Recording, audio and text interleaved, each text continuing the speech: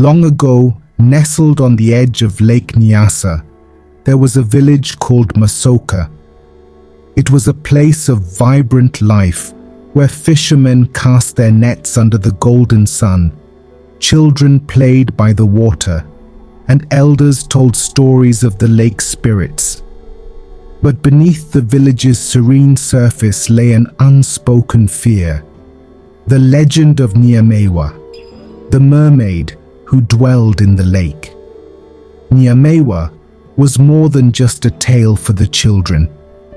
Many had seen her, the girl with eyes as deep as the lake, hair dark as midnight, and a voice that could summon both love and despair. Men would return from fishing trips, entranced, whispering of a song that lingered like a dream. Yet those who ventured too close were lost forever. The lake was a graveyard of dreams and desire. Long before Nyameiwa became a myth, she was a girl of the village. Her real name was Asana, the daughter of a fisherman and a weaver. Asana had always been drawn to the lake, spending hours by the water's edge, listening to the wind whisper across the surface. One day, she ventured too far into the water and was swept under by a mysterious current. The villagers searched for days, but she was gone. In truth, Asana had been claimed by the spirit of the lake, Nyasi, an ancient, jealous deity. Nyasi transformed her into a mermaid, binding her to the waters. But there was a cruel twist.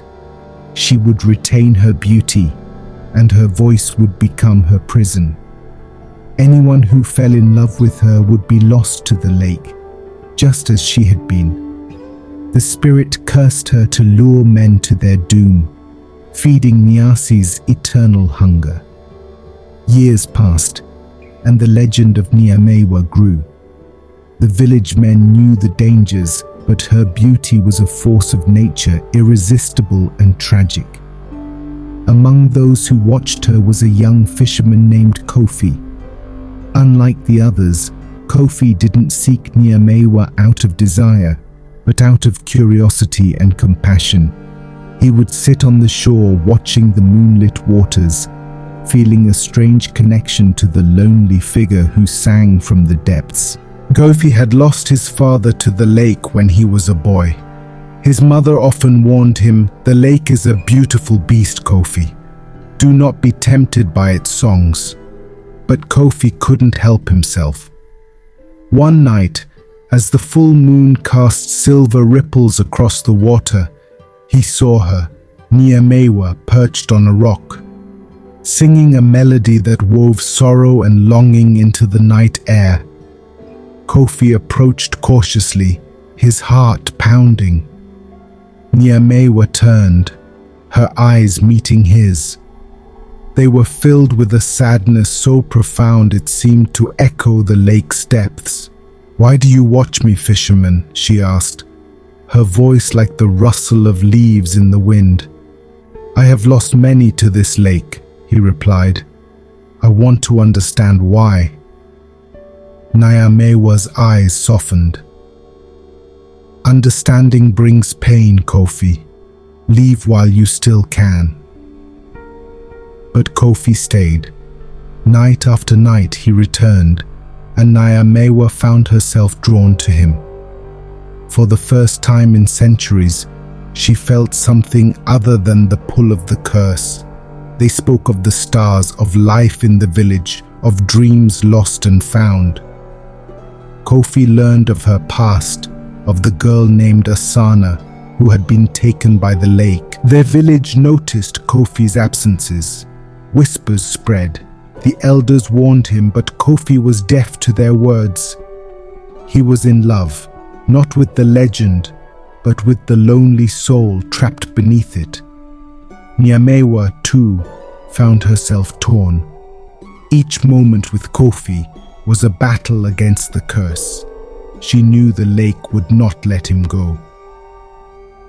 One night, Kofi took a small boat out onto the lake, seeking Nyameiwa.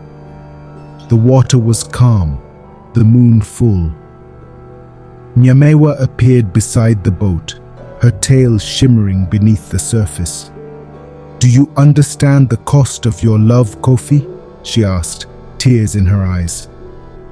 "I would give my life to free you," he whispered. Nyameiwa's heart ached. For a moment, she believed it might be possible to break the curse. She sang a song, not of sorrow, but of hope.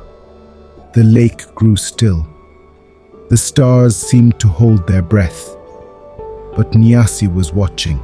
A sudden wave crashed over the boat and Kofi was thrown into the water. Nyameiwa screamed, diving after him. She held him, their eyes meeting beneath the surface. She tried to pull him to safety, but the lake's current was stronger. Nyasi's curse could not be broken. "Kofi!" she cried, her voice carrying across the water. On the shore, the villagers saw the lake grow dark. They heard Nyameiwa's song turn into a wail, a sound of such heartbreak that it chilled the night air. The lake grew still once more. Kofi was gone. Nyameiwa never sang again. The village became silent, the legend of the mermaid a cautionary tale for generations.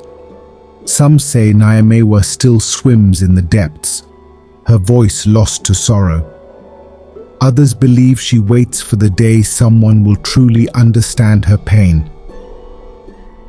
And on nights when the moon is full, if you listen closely, you can hear the faint, mournful song of Nyameiwa, a reminder that love, when touched by tragedy, becomes an eternal lament.